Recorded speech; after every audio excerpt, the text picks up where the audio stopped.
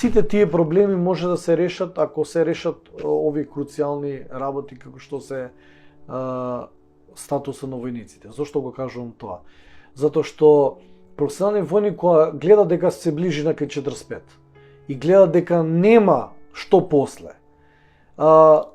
се ќе направи да конкурира и да успее да отиде, бидејќи со тоа ќе добие право на пензија, ќе поработи уште 5-6 години после пензионирање и ќе замине во пензија. Така да сето тоа што е еден вид што било како корупција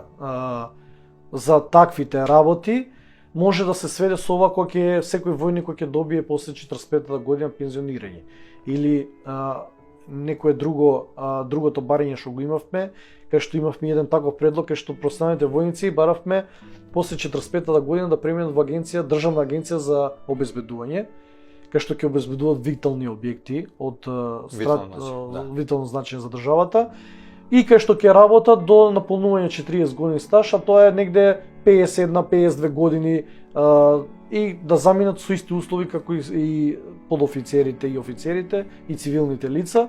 Така да кога ќе се случи таа промена, нема причина зошто некој професионален војник да тргне по тој пат на подмитување,